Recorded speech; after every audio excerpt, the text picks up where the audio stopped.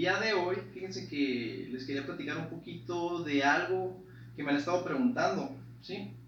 Esta parte que me han estado preguntando es, oye Ezequiel, ¿qué pasa cuando tenemos a una persona que tiene este trastorno, tiene un trastorno, pero es un trastorno derivado ahora sí que a la conducta adictiva, ¿sí? A la personalidad que va generando ciertos rasgos, características, una forma de identidad adictiva?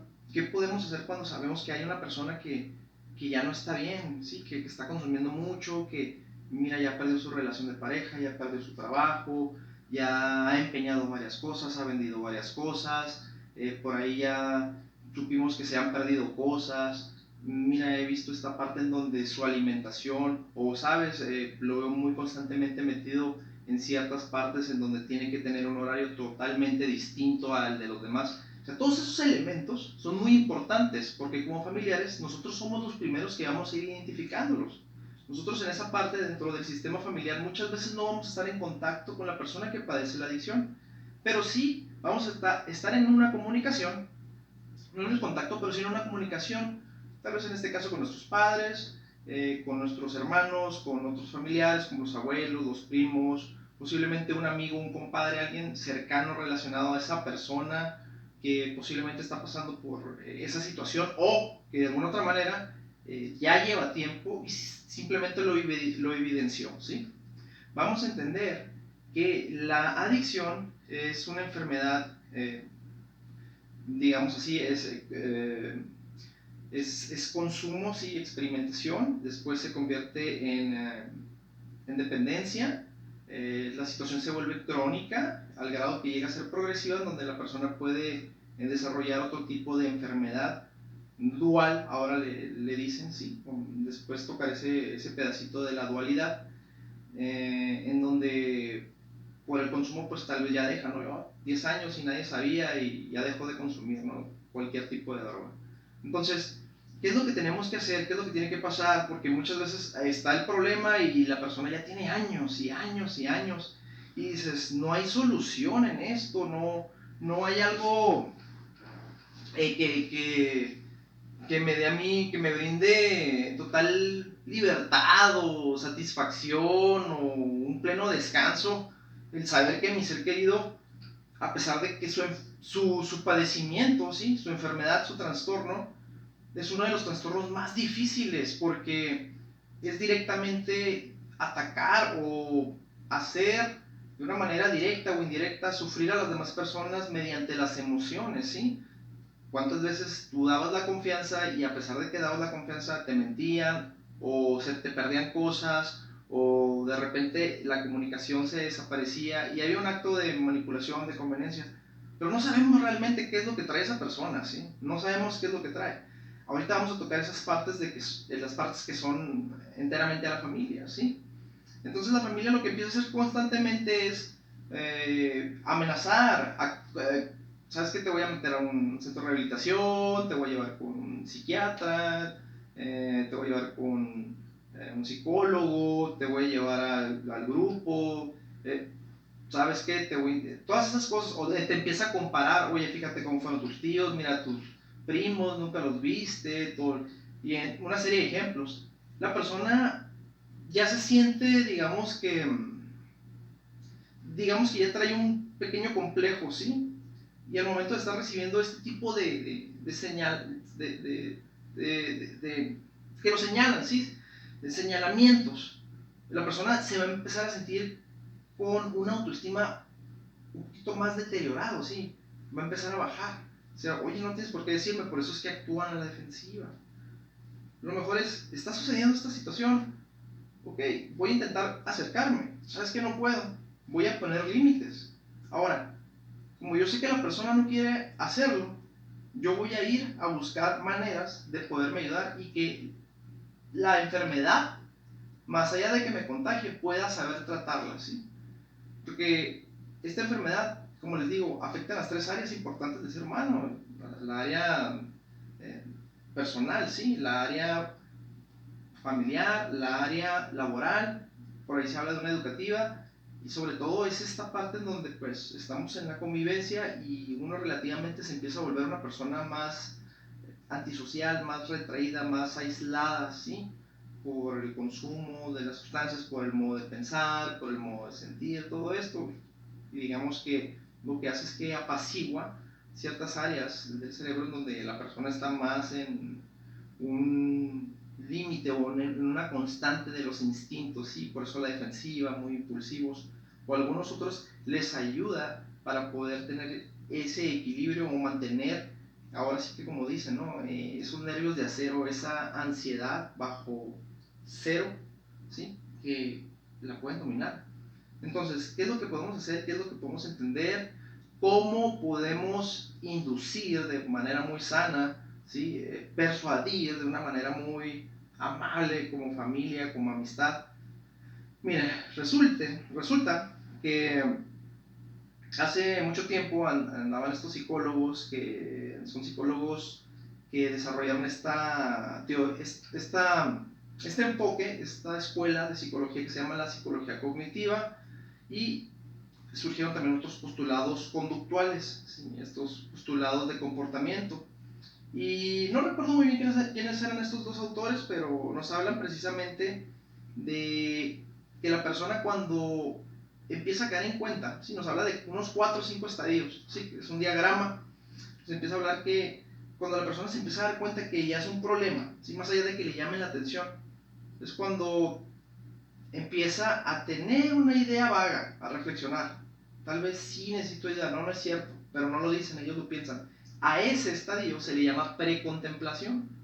Posterior, la persona se ha metido en una serie de problemas que van en lo social, porque recuerden, esta enfermedad no solamente es a nivel familiar, social o laboral, sino que intercede en la cuestión social, sí, en lo civil, en cuestiones que van de repente fuera de la norma, ¿verdad? Entonces la persona se empieza a dar cuenta, ¿sabes qué? Ya no me siento bien, empieza a contemplarlo, ¿sí?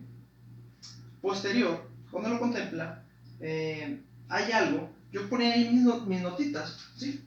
Yo ponía ahí mis notitas, mis pequeñas notitas, hace algo, o sea, la persona empieza a trabajar algo en sí misma, pero empieza a buscar como estas opciones, oportunidades para poder generar el cambio, o sea, para tomar, digamos que la decisión.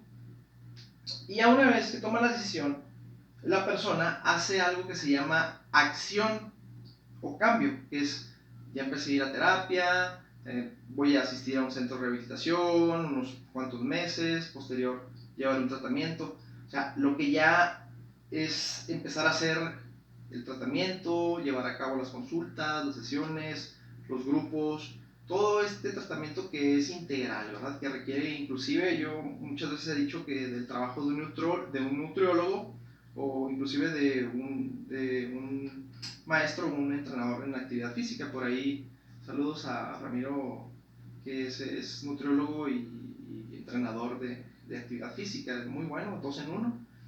Yo lo recomiendo, ¿por qué? Porque Ramiro tiene el conocimiento de psicofarmacología, ¿verdad? De los fármacos que interactúan con el organismo una vez que tú te estás rehabilitando. Entonces, él sabe qué alimentación puedes llevar, que no genere interacción medicamentosa con el suplemento o con la alimentación o con el medicamento que estás tomando. Todo eso es muy esencial, es muy importante, ¿sí? A mí me gusta meter esta parte del nutriólogo y sí, obviamente el apego con el psiquiatra, una vez que salgamos, con el psicólogo siempre va a ser, siempre, ¿verdad? Las consultas a como las dé, porque es por lo menos un año para conocer lo que es la abstinencia. El primer año se cuenta como que ya, si pasas el primer año y tú, después del primer año tú recaes, ahí sí cuenta como recaída. Antes del primer año no se cuenta como recaída, simplemente son resbalones, no te has levantado, ¿sí? Todavía estoy viviendo un proceso, por eso se dice que un año por lo menos, porque un año debe de pasar la personalidad por distintas etapas, por distintos, digamos, estadios, estaciones del año, otoño, invierno, verano, ¿sí? Primavera. ¿Por qué? Porque esto va muy relacionado a los pensamientos, les decía de la psicología cognitiva, psicología cognitiva conductual, que está muy relacionado a los pensamientos y cómo asociamos eventos con emociones, lugares, añoranzas, memorias, Y esto va muy de la mano con el pensamiento o la personalidad que tiene la tendencia a la adicción. Recuerden, estoy hablando ahora sí que de las drogas, de las sustancias adictivas. ¿Por qué? Porque la mente se estimula demasiado, que tiene algo que son brotes de ideas a más no poder, y hay una desorganización, de modo que también el habla se les desorganiza. Y no nada más es en drogas fuertes, en drogas tranquilas, inclusive con la cerveza, o ahora que andan consumiendo mucho los Estados Unidos la marihuana, ¿verdad? Entonces hay elementos también como otros psicoestimulantes, pastillas que como se les dan a los niños que tienen un problema en la atención, en el déficit de atención e hiperactividad, psicoestimulantes, metilfenidato, ¿sí? Y también un medicamento para el control de impulso. O sea, todo eso tiene cambios. Pero volviendo al tema, ¿sí? ¿Qué es lo que pasa con la personalidad? Bueno, ya después de que están en internado y todo esto, que la persona quiere cambiar, tiene que llevar ahora algo que se llama mantenimiento. O sea, ya salí, por eso les digo que un año, que tiene que estar un año la persona pasando por todas las estaciones del año, ir a terapia, no soltar su terapia, por lo menos ir a sus grupos de apoyo, y una vez asistir al psicólogo, una vez asistir al psiquiatra, una vez cada mes. El primer año sería totalmente el apego con ellos, y ellos dictarían o mencionarían cuánto sería el modelo de sesiones, ¿verdad? Obviamente tienen que ser personas especializadas en esta área de las adicciones, personas que han tenido el contacto no solamente con los grupos de apoyo, personas que inclusive conocen la literatura de los 12 pasos, la filosofía, personas que conocen esta parte de la salud mental, esta parte que está muy relacionado con la enfermedad mental, ¿sí? Porque ahora les tocó la parte de que en el mantenimiento es cuando la persona pues ya no está consumiendo drogas, pero va a los grupos, pero empiezan a surgir otro tipo de patologías, o sea, otro tipo de trastornos, otro tipo de enfermedades, o sea, porque, ¿sabes qué? Más bien patología sería, porque, pues resulta que esta persona ya de un año, ¿no? Y se hizo un diagnóstico, se fue a checar cómo estaba de la presión arterial, porque en el año, pues sí fue varias veces a comprar aspirinas, fue ahí con el médico, me duele la cabeza y esto, le hicieron hay un estudio, y mediante el estudio pues salió que pues se le subió la presión, ¿no? Entonces esta persona pues padece de presión alta, ¿no? Presión alta, ¿sí? Y tiene que tomarse sus pastillas todos los días. Son causas o consecuencias, las causas generaron consecuencias, las cuales la adicción trae ese tipo de costos, ¿sí? No, pues resulta que la persona ya se recuperó, ya tiene ciertos meses, pero se hace un examen de glucosa y tiene diabetes, ¿no? Tiene hipertiroides, hipertiroidismo, hipotiroidismo, ¿sí? El que adelgaza es el que sube de peso. Entonces, en la etapa del mantenimiento, no solo es ir a tus grupos, oye, se me están cayendo las muelas, los dientes, el dentista, es bien importante porque la droga trae este desgaste prematuro al organismo, ¿sí? Y como la misma persona pues se va a ir recuperando en esa área, en esos aspectos de su vida de acuerdo a su tiempo, a su límite, a su capacidad, a su esfuerzo, a cómo se vaya brindando este apoyo a sí misma y el cariño que tenga y las oportunidades sobre todo que busque, ¿sí?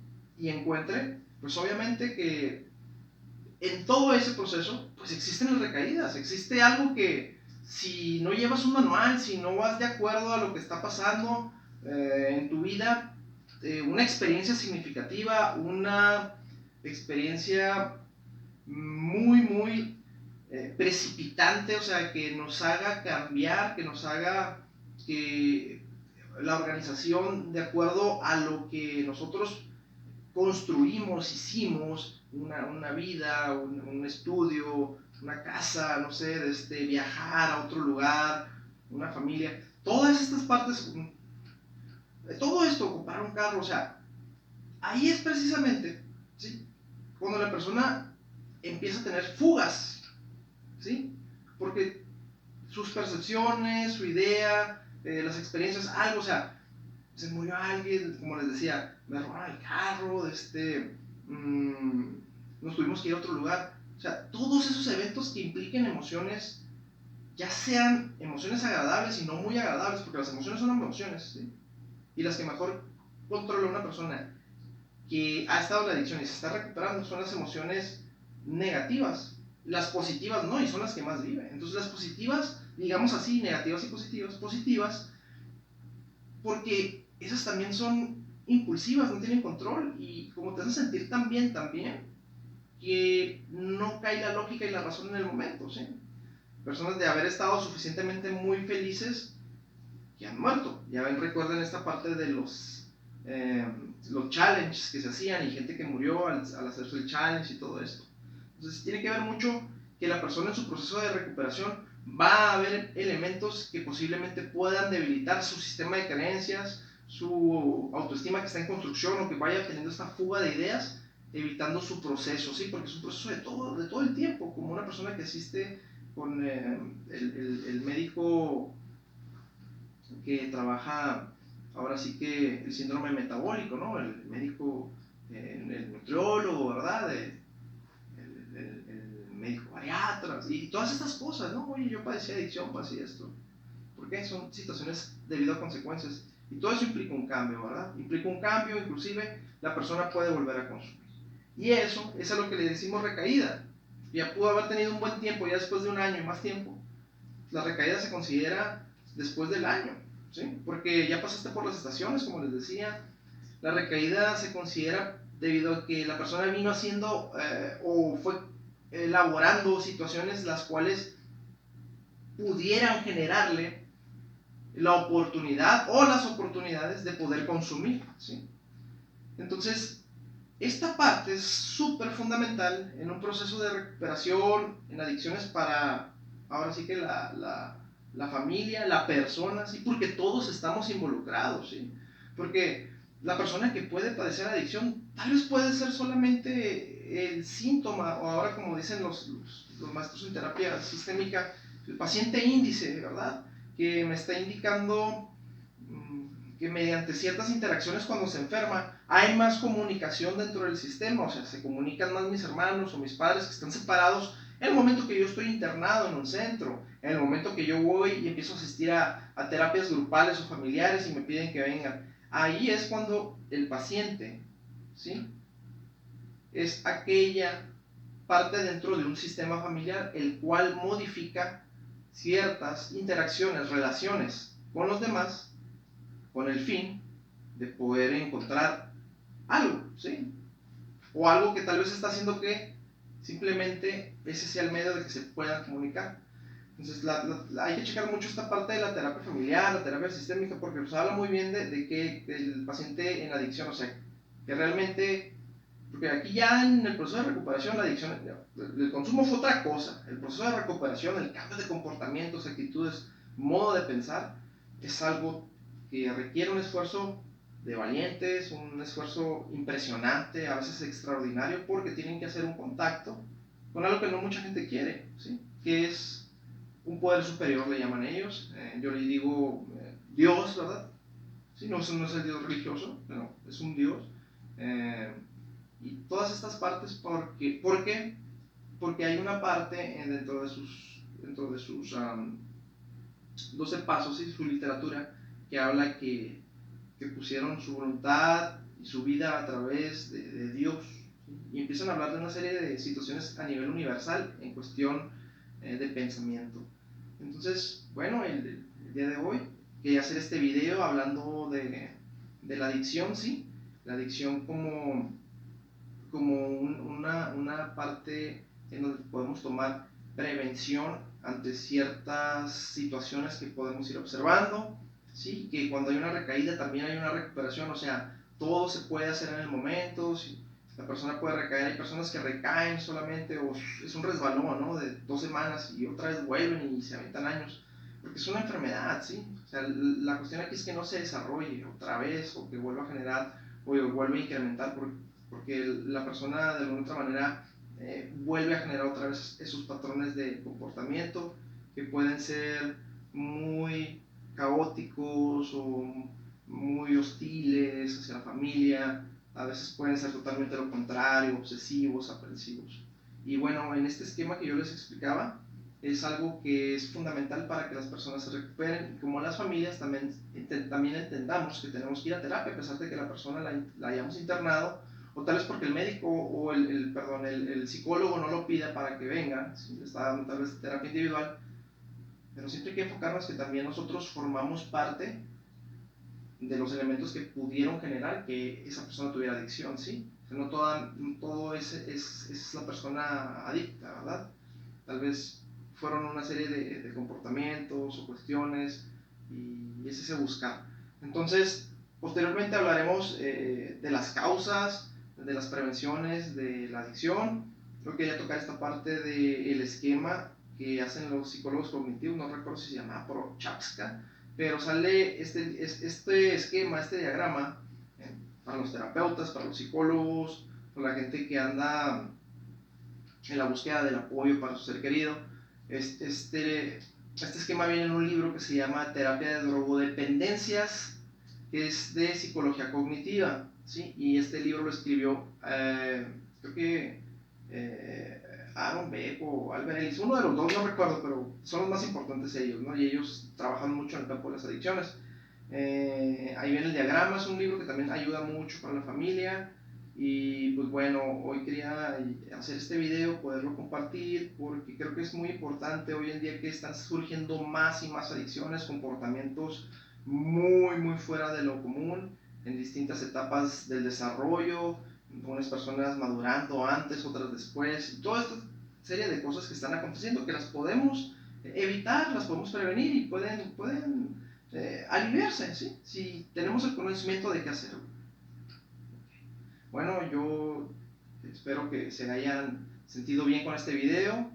Posterior puedan seguir viendo mi canal, siguiéndose a suscribirse, o me puedan seguir ahí también en Facebook, ¿sí? Que ahí en la página también hago videos, y un grupo que tengo en donde subo consejos, sugerencias. Es un grupo de autoayuda, ¿verdad? Se llama Bienestar en Salud Emocional. Ahí me encuentran como SIC, así, PSYC.Ezequiel en Facebook, en Twitter, en Instagram. ¿Okay? Nuevamente, mi nombre es Ezequiel Juárez, soy psicólogo clínico y terapeuta familiar de aquí, de Bienestar en Salud Emocional. Hasta luego, buenas noches.